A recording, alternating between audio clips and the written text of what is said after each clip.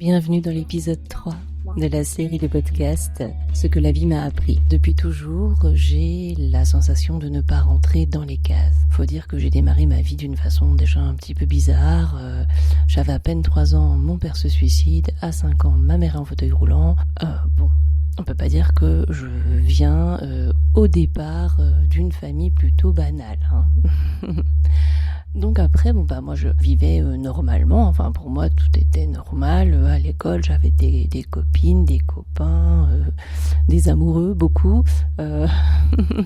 Et arrivé au collège, en fait il s'est passé des trucs un petit peu bizarres. J'étais presque jamais invitée aux anniversaires des autres. Alors en primaire j'ai aucun souvenir, mais au collège je me rappelle qu'il y avait des anniversaires et que moi j'étais quasiment jamais invitée. Alors bon, ça me blessait, mais en même temps je ne comprenais pas pourquoi j'étais pas invitée, parce que ce qui se passait, c'est que moi j'adorais parler avec tout le monde. Mais alors vraiment, j'arrivais au collège et je disais bonjour à tout le monde, j'allais voir tout le monde, je connaissais les prénoms et les noms de presque tout le monde. Bon, après j'avais pas vraiment de mérite parce qu'on était dans un petit collège, on était 500, mais quand même je crois bien que j'étais une des rares à faire ça. Et puis je faisais la psy aussi, faut savoir que les gens se confiaient à moi, j'essayais de résoudre les problèmes des autres. Enfin bon, c'était déjà un petit peu hors norme.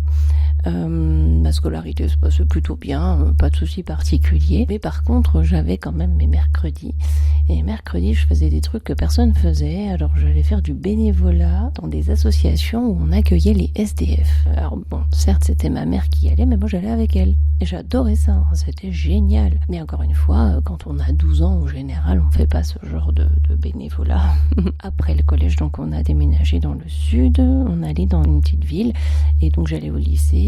Et alors là, j'ai rencontré plein de gens qui, pour moi, ne rentraient pas du tout dans les cases, mais j'en avais encore pas conscience. Je me disais juste, tiens, il y a plein de gens différents ici, pas comme à Besançon. Et puis, on est remonté à Besançon 1 an après. Là, j'ai voulu retourner dans un lycée privé pour me remettre à jour au niveau de ma scolarité, parce que dans le sud, c'était moyen, quoi.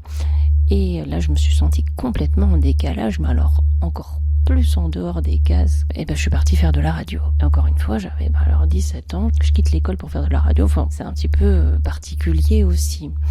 Mais c'est assez marrant, le truc de se dire qu'on rentre pas dans les cases, je rentre pas dans les cases. En fait, vous avez 2 choix quand vous avez la sensation que vous rentrez pas dans les cases. C'est soit vous essayez de vous fondre un petit peu dans la masse, de vous effacer un peu, d'essayer de faire comme les autres. Soit vous sortez complètement du lot, et je pense que ceux qui sortent complètement du lot, ce sont les chanteurs, les acteurs, des profs, des professions comme ça, voilà, artistiques aussi, clown, mime. Et en fait, c'est ça, quand on rentre pas dans les cases, je pense qu'en fait, il faut se lâcher tout simplement. Il faut faire ce qu'on a envie de faire, ce qu'on veut, comme on veut. Et après, je pense qu'avec l'âge aussi, parce que moi là, j'ai déjà 40 ans, je pense qu'avec l'âge aussi, il y a des choses qui nous freinent, qui nous font peur, parce que quand on rentre pas dans les cases, on se prend des claques.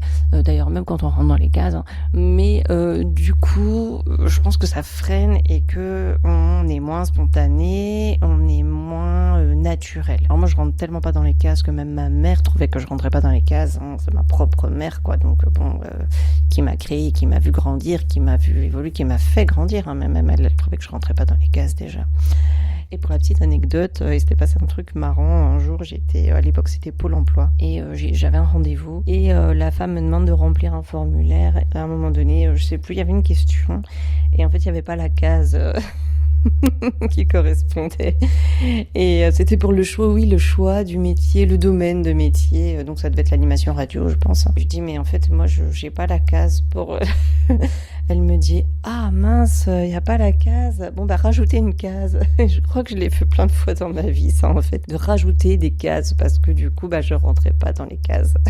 Donc si vous aussi vous rentrez pas dans les cases, pas d'inquiétude, pas de panique. En fait, c'est juste que vous êtes une personne à part entière, et que sûrement que vous rayonnez, vous illuminez, et vous faites beaucoup de bien autour de vous, et que vous apportez quelque chose que ceux qui rentrent dans les cases n'apportent pas. Voilà.